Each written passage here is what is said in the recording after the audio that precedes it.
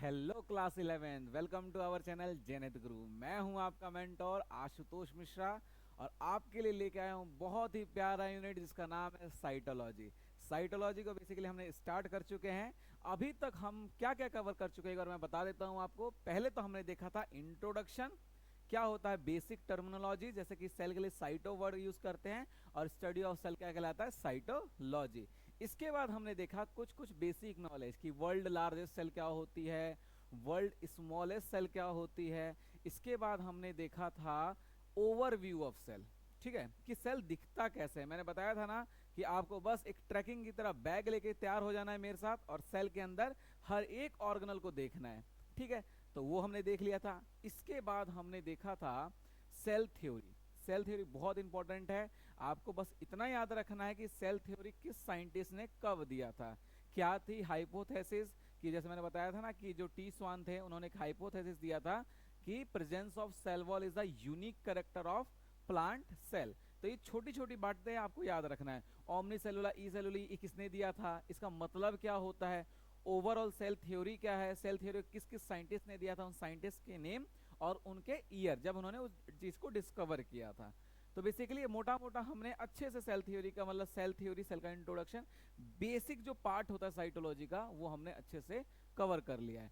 आज के वीडियो में बेसिकली हम कवर करने जा रहे हैं basically type of cells, very important topic. इससे आपका एक बेस बनेगा और बेसिकली आपको तो टाइप ऑफ सेल आपको भी पता होगा क्योंकि क्लास 9 में पढ़ के आए हैं। नहीं पढ़ के आए तब भी कोई दिक्कत नहीं है। मैंने बताया था ना कि मैं साइटोलॉजी को बिल्कुल basic to advance level cover करूंगा, ठीक है ना। मैंने बताया था ना कि बायो को मैं इतना प्यार से आपको डिलीवर करूंगा कि आपको लगेगा कि बायो बिल्कुल हलवा है। तो कुछ नहीं करना है, कॉपी पेन लेके बैठना है, बस मेरे साथ नोट करना है। तो चलिए शुरू होते हैं, टाइम वेस्ट नहीं करते हैं, अपने टॉपिक पे आते हैं जिसका नाम है टाइप ऑफ सेल। चलिए स्टार्ट करते हैं।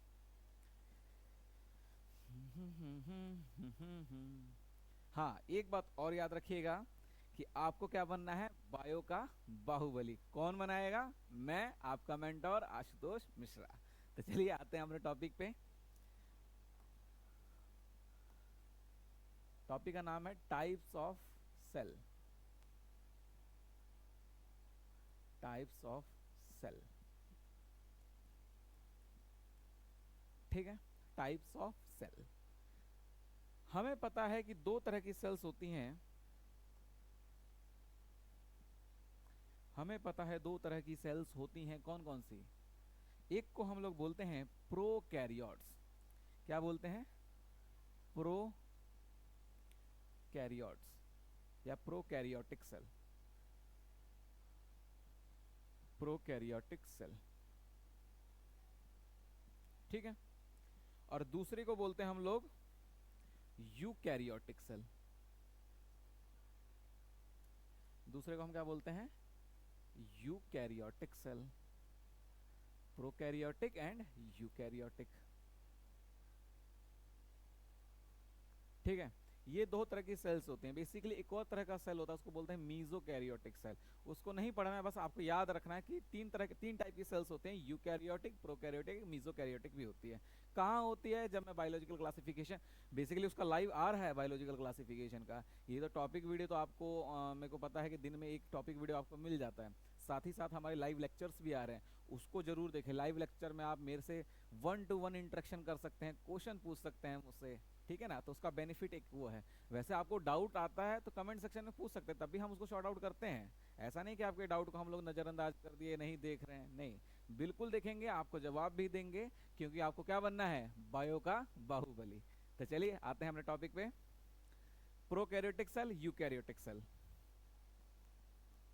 अब देखिए मतलब, देखिए देखिए प्रोकैरियोटिक सेल दो वर्ड से मिलकर बना है, प्रो प्लस कैरियोट्स।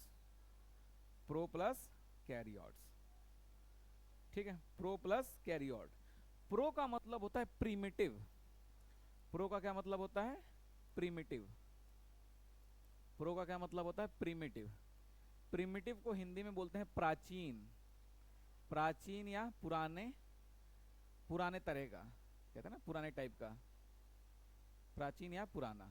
या फिर इसके लिए एक और वर्ड वर्ड यूज कर सकते हैं, ओल्ड, ठीक है। कैरियोट्स, कैरियोट्स का मतलब होता है न्यूक्लियस। ये वो न्यूक्लियस है जो मैंने इंट्रोडक्शन में बताया था कि सेल के बीच में एक स्ट्रक्चर पाया जाता है, उसको न्यूक्लियस बोलते हैं, जिसको किसने खोजा था? किसने खोजा था? कमेंट करके बताएंगे आप लोग। कैरियोट्स का मतलब होता है न्यूक्लियस। कैरियोट्स का मतलब होता है न्यूक्लियस। तो ऐसा सेल जिसके पास पुराने तरह का न्यूक्लियस प्रेजेंट होगा, वैसे सेल को हम क्या बोलेंगे? Prokaryotic cell. वेरी इंपॉर्टेंट, ऐसा सेल जिसके पास पुराने तरह का न्यूक्लियस है उसको हम क्या बोलेंगे?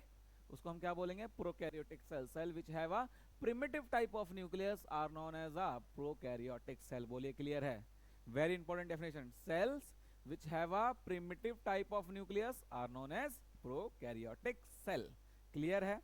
आपको सिर्फ प्रो का मतलब होता है प्रिमिटिव, हिंदी में बोलेंगे प्राचीन या पुराने तरह का, और प्रिमिटिव का एक और मतलब होता है ओल्ड। ठीक है ना? क्लियर है? डेफिनेशन लिख देता हूं आपके लिए। सर डेफिनेशन लिखो फटाफट। Cells which have cells which have primitive type of nucleus,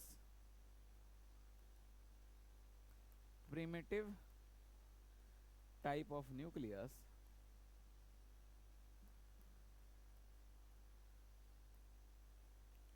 are known as primitive type of nucleus are known as prokaryotic cell,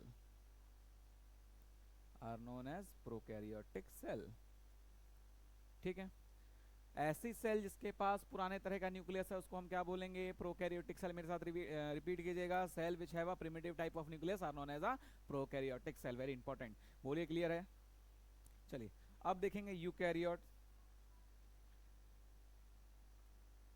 eukaryote जो है दो वर्ड से मिलकर बना है, you plus karyotes. You plus karyotes. ठीक है? यू का मतलब होता है एडवांस। एडवांस, ठीक है? एडवांस बोल लो या फिर न्यू बोल लो। ठीक है? बहुत लोगों को एडवांस से छोटी एडवांस याद आता होगा, बड़ी एडवांस याद आता होगा। ठीक है? एडवांस का मतलब होता है नया या फिर न्यू। ठीक है? आप लोग जो एडवांस सोच रहे हैं वो एडवांस नहीं है। ठीक है? एडवांस का मतलब होता है न्यू। ठीक है? कैरियोट्स का मतलब अभी अभी बताया मैंने, क्या बोलते हैं कैरियोट्स को? न्यूक्लियस। कैरियोट्स को क्या बोलते हैं हम लोग? न्यूक्लियस। यानी कि ऐसा सेल जिसके पास नए टाइप का या फिर एडवांस टाइप का न्यूक्लियस है उसको हम क्या बोलेंगे? Eukaryotic cell. Cell which have a new और advanced type of nucleus are known as a eukaryotic cell and cell which have a primitive type of nucleus are known as a prokaryotic cell। बोलिए, clear है यहाँ तक? बोलिए हाँ या ना फटाफट, यस या नो? पक्का? चलिए डेफिनेशन लिखते हैं। लिखेंगे cells which have एडवांस या फिर new type of nucleus, advance या new type of nucleus are known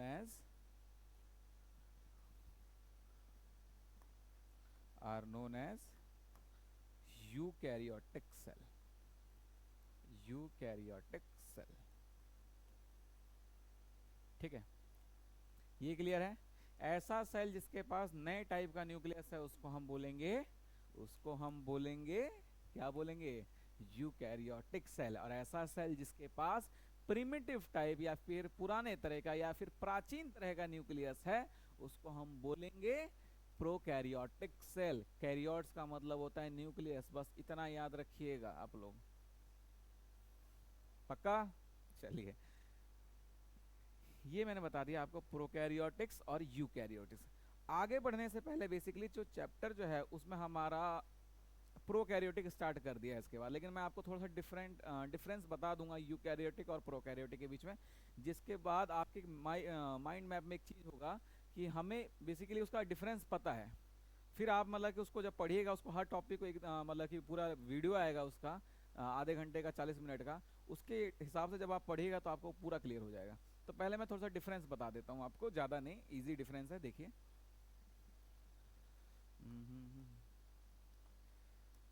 shape,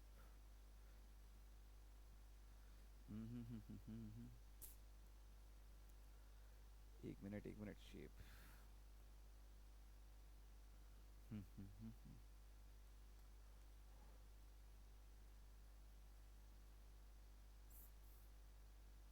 ठीक है। एक तरफ लिखेंगे हम लोग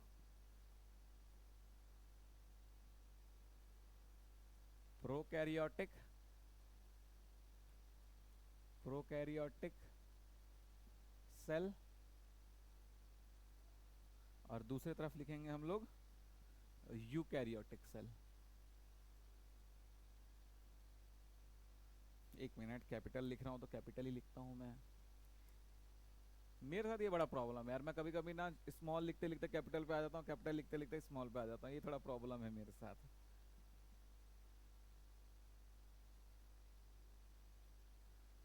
यूकैरियोटिक सेल, ठीक है।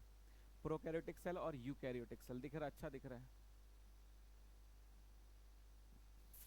चलिए डिफरेंस देखते हैं। देखिए डिफरेंस के साथ क्या प्रॉब्लम है, आपको अभी जो मैं डिफरेंस बताऊंगा समझ आ जाए अच्छी बात है, नहीं तो अभी के लिए आप ना उसको मेमोराइज कर लीजिए। जब हम आगे पढ़ते चलेंगे तो आपको सब क्लियर हो जाए, क्या मतलब होता है माइटोकॉन्ड्रिया, ये सब क्लियर हो जाए। वैसे मेरे को पता है, आपको पता होगा क्योंकि आप 9 में पढ़ के आए हैं। नहीं भी पता है तो कोई दिक्कत वाली बात नहीं है, क्योंकि मैं आपको पढ़ाऊंगा आगे जाके, जैसे जैसे वीडियो आगे आती जाएंगी वैसे वैसे आपको सब क्लियर हो जाएगा, ठीक है। पहला डिफरेंस देखिए, पहला डिफरेंस क्या है, प्रोकैरियोटिक में न्यूक्लियर मेम्ब्रेन एब्सेंट होती है, nuclear membrane absent, nuclear membrane absent, पहला डिफरेंस। यानी न्यूक्लियस के बाहर, बेसिकली इसके अंदर न्यूक्लियस होता भी नहीं है यार, इसके न्यूक्लियस को ना न्यूक्लियस ना बोल के न्यूक्लियोइड बोलते हैं, ठीक है। हमारे अंदर क्या होता है कि जैसे हम लोग यूकैरियोट्स हैं, ठीक है, हमारे क्या होगा, सेल के अंदर न्यूक्लियस होगा, न्यूक्लियस के अंदर डीएनए होगा। इसके अंदर क्या होता है कि इसके अंदर सिर्फ डीएनए सर्कुलर फॉर्म में प्रेजेंट होता है, उसको हम लोग न्यूक्लियोइड बोलते हैं। तो हमारा जो न्यूक्लियस है उसके बाहर एक मेम्ब्रेन होती है, इसको न्यूक्लियर मेम्ब्रेन बोलते हैं। तो जाहिर सी बात है इसके पास न्यूक्लियस ही नहीं है तो न्यूक्लियर मेम्ब्रेन होगा भी नहीं। तो प्रोकैरियोटिक के पास न्यूक्लियर मेम्ब्रेन एब्सेंट होता है, वेरी इंपॉर्टेंट, और इसके पास प्रेजेंट।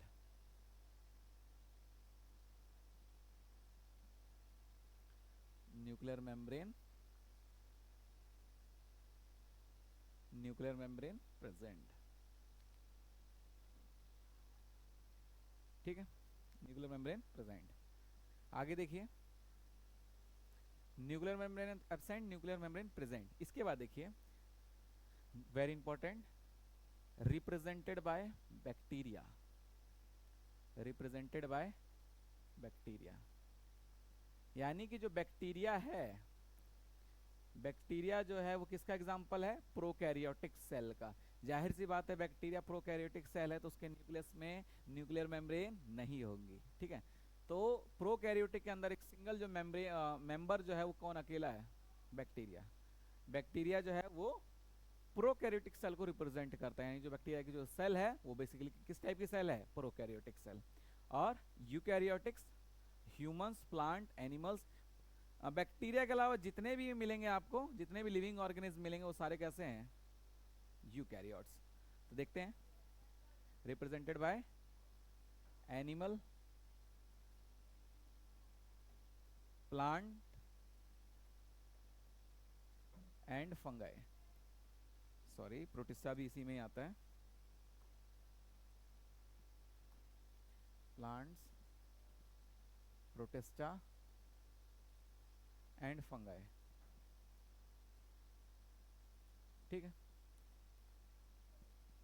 तो पहला डिफरेंस क्या है, nuclear membrane absent, nuclear membrane present. दूसरा difference, represented by bacteria, represented by animal, plants, protista and fungi, ठीक है। तीसरा डिफरेंस देखेंगे हम लोग,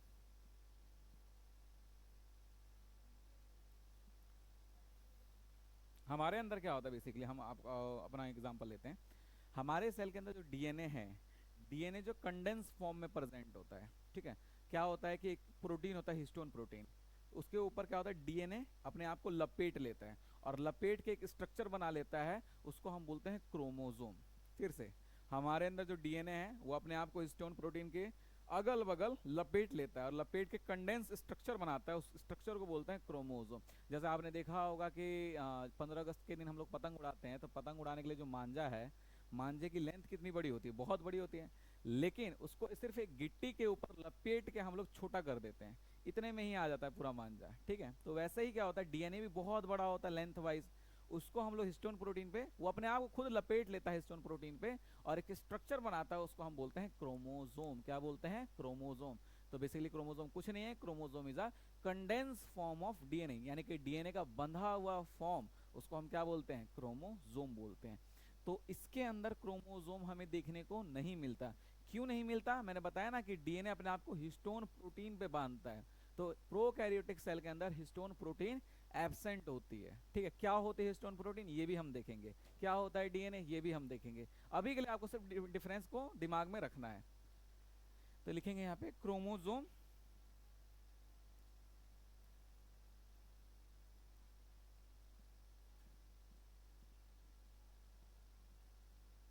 नॉट सीन, ठीक है। लेकिन जब आप लोग प्रोकैरियोटिक बैक्टीरिया पढ़ेंगे ना, तो उसमें कहीं कहीं पे क्रोमोसोम लिखा होगा, लेकिन तो उससे कंफ्यूज मत होइएगा। मोटा मोटा जो आइडियल क्रोमोसोम है इसके अंदर देखने को नहीं मिलता है। Chromosome not seen because histone protein absent, histone protein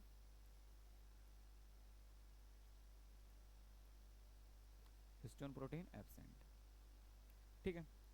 इसके अंदर कोई सेल ऑर्गेनल देखने को नहीं मिलता, इसके आगे प्रेजेंट लगाते जाइएगा, ठीक है। No cell organelle present, no cell organelle present except ribosome, except ribosome,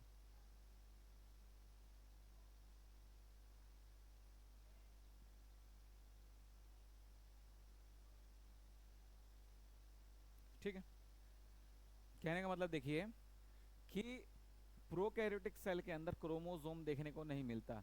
क्यों नहीं मिलता, क्योंकि उसके अंदर हिस्टोन प्रोटीन नहीं होता। मैंने बताया ना, डीएनए को बांधने के लिए, लपेटने के लिए एक स्पेशल टाइप की प्रोटीन की जरूरत होती है, उसको हम हिस्टोन प्रोटीन बोलते हैं। तो इसके अंदर हिस्टोन प्रोटीन नहीं होता है, ठीक है। हिस्टोन प्रोटीन जब नहीं होगा तो जाहिर सी बात है क्रोमोसोम देखने को नहीं मिलेगा। इसके अलावा इसके अंदर कोई सेल ऑर्गेनल देखने को नहीं मिलता। मैंने बताया था ना, जब ओवरव्यू ऑफ सेल कराया था, मैंने बताया था आपको सेल ऑर्गेनल के बारे में, mitochondria, endoplasmic reticulum, Golgi bodies, ये सारे क्या हैं, सेल ऑर्गेनल हैं। इसके अंदर सेल ऑर्गेनल हमें देखने को नहीं मिलता है। सिर्फ एक सेल ऑर्गेनल देखने को मिलेगा, उसका नाम है राइबोसोम। और राइबोसोम को हम क्या बोलते हैं, protein factory of cell, very important. यानी कि सेल के अंदर जो प्रोटीन बना रहा है उसको हम क्या बोलेंगे, राइबोसोम बोलेंगे। तो प्रोकैरियोटिक सेल के अंदर सारे सेल ऑर्गेनल एब्सेंट होते हैं एक्सेप्ट राइबोसोम, ठीक है। वही लिखा है मैंने, no cell organelle present except ribosome, और इसके अंदर सेल ऑर्गेनल प्रेजेंट, ठीक है, इसके अंदर प्रेजेंट, इसके अंदर भी प्रेजेंट, हिस्टोन प्रोटीन भी प्रेजेंट होता है, और क्रोमोसोम भी देखने को मिलता है, क्रोमोसोम सीन, ठीक। एक डिफरेंस और, इसके अंदर जो राइबोसोम है उसका जो वेट होता है वो होता है 70s। इसका जो वेट है कितना है, 70s। 70s का राइबोसोम इसमें प्रेजेंट होता है, 70s राइबोसोम। यूकैरियोटिक के अंदर 80s का राइबोसोम। एस जो है बेसिकली सेडिमेंटेशन कोफिशिएंट को रिप्रेजेंट करता है।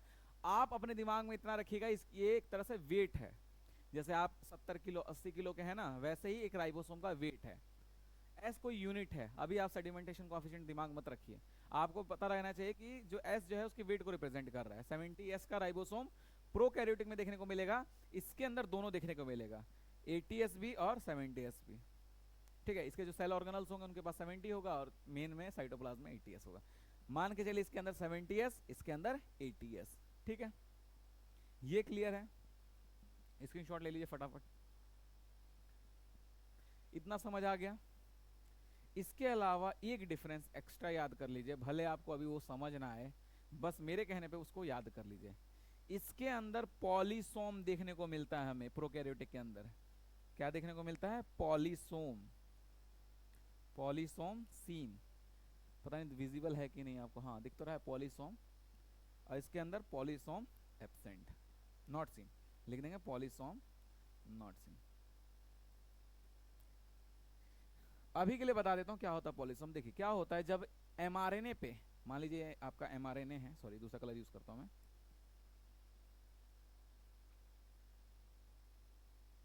एमआरएनए पे जब बहुत सारे राइबोसोम अटैच हो जाते हैं ऐसे, जब एमआरएनए पे बहुत सारे राइबोसोम अटैच हो जाते हैं, ये क्या है आपका एमआरएनए, और ये क्या है आपका राइबोसोम। जब एक एमआरएनए पे बहुत सारे राइबोसोम अटैच हो जाते हैं उसको हम बोलेंगे पॉलीसोम। तो याद रखिएगा पॉलीसोम हमें सिर्फ बैक्टीरिया में देखने को मिलता है, लेकिन यूकैरियोटिक, बैक्टीरिया बोले तो प्रोकैरियोटिक, ठीक है, यूकैरियोटिक के अंदर हमें पॉलीसोम देखने को नहीं मिलता। बोलिए क्लियर है, यस या नो, फटाफट बोलिए। इतना समझ आता है, आसान है, यहाँ तक कोई चिंता की बात नहीं है, बहुत ईजी है साइटोलॉजी। बस आपको थोड़ा सा अपना दिमाग लगा के बैठना है, क्लास लेते वक्त कॉपी पेन लेके बैठना है और ये सारे डिफरेंस नोट करना है, ठीक है। तो चलिए अगर फटाफट देख लेते हैं क्या क्या पढ़ लिया हमने। सबसे पहले हमने देखा type of cell. Type of cell में दो तरह की सेल्स होती हैं, प्रोकैरियोटिक सेल और यूकैरियोटिक सेल। प्रोकैरियोटिक सेल वो सेल है जिसके पास प्रिमिटिव टाइप ऑफ न्यूक्लियस है, यानी कि ऐसे सेल जिसके पास पुराने तरह का न्यूक्लियस उसको हम प्रोकैरियोटिक बोलेंगे। ऐसी सेल जिसके पास नए तरह का न्यूक्लियस उसको हम यूकैरियोटिक सेल बोलेंगे, ठीक है। प्रो का मतलब प्रिमिटिव, कैरियोट्स का मतलब न्यूक्लियस, यू का मतलब एडवांस या नया, और कैरियोट्स का मतलब न्यूक्लियस। ऐसी सेल जिसके पास नए तरह का न्यूक्लियस है उसको हम क्या बोलेंगे? Eukaryotic cell. ऐसी सेल जिसके पास पुराने तरह का न्यूक्लियस है उसको हम क्या बोलेंगे? Prokaryotic cell. बोलिए क्लियर है, इजी है, आसान है, ठीक है। सारी डेफिनेशन होगी। फिर उसके बाद मैंने आपको डिफरेंस बताया, मैंने बताया कि प्रोकैरियोटिक सेल में न्यूक्लियस नहीं देखने को नहीं मिलता है। जब न्यूक्लियस ही नहीं मिलेगा तो न्यूक्लियर मेम्ब्रेन ऑटोमेटिकली एब्सेंट होगी। तो प्रोकैरियोटिक के अंदर न्यूक्लियर मेम्ब्रेन एब्सेंट, इसके अंदर प्रेजेंट। इसके अलावा मैंने आपको बताया कि प्रोकैरियोटिक्स के अंदर हिस्टोन प्रोटीन नहीं होता, जिससे वो डीएनए अपने आप को कंडेंस नहीं कर पाता। डीएनए कंडेंस ना करने की वजह से उसके अंदर क्रोमोसोम देखने को नहीं मिलता। वेरी इंपॉर्टेंट, क्या देखने को नहीं मिलता है? क्रोमोसोम। आपको क्रोमोसोम सिर्फ और सिर्फ यूकैरियोटिक्स के अंदर देखने को मिलेगा, प्रोकैरियोटिक्स के अंदर देखने को नहीं मिलेगा। प्रोकैरियोटिक के अंदर एक अकेला मेंबर प्रेजेंट है जिसका नाम है बैक्टीरिया। बैक्टीरिया ही है जो कि प्रोकैरियोटिक को रिप्रेजेंट करता है। बाकी दुनिया में बैक्टीरिया के अलावा जितने भी लिविंग ऑर्गेनिज्म देखेंगे वो सारे क्या हैं? यूकैरियोट्स हैं। इतना क्लियर है। एक और मैंने बहुत ही कहते हैं ना बहुत इंपॉर्टेंट डिफरेंस बताया आपको याद करने के लिए, पॉलीसोम। हो सकता है आपको पॉलीसोम अभी समझ ना आया हो, तो मोटा मोटा आप याद रखें कि जब एक एमआरएनए पे बहुत सारे राइबोसोम अटैच हो जाएं तो उसको हम बोलते हैं पॉलीसोम। पॉलीसोम सिर्फ और सिर्फ प्रोकैरियोट्स में देखने को मिलता है। याद रखिएगा, पी से प्रोकैरियोट्स और पी से पॉलीसोम। तो प्रोकैरियोट्स में सिर्फ पॉलीसोम देखने को मिलेगा, यूकैरियोट्स में देखने को नहीं मिलेगा। क्लियर है, समझ आया? प्रोकैरियोट्स में सेल ऑर्गेनल देखने को नहीं मिलेगा एक्सेप्ट राइबोसोम। राइबोसोम का वेट 70 है, इसके अंदर 80 है, ठीक है। इतना क्लियर है? फटाफट। तो इस वीडियो के लिए इतना ही रखते हैं। नेक्स्ट क्लास से हम स्टार्ट करेंगे प्रोकैरियोटिक सेल। क्या कह रहे हैं एनसीईआरटी प्रोकैरियोटिक सेल के बारे में, वो सब देखेंगे। इजी लेक्चर है, ठीक है। बस पढ़ते रहिए, अपना ध्यान रखिए और जो पढ़ा है उसको रिवाइज कीजिए। तब तक के लिए धन्यवाद।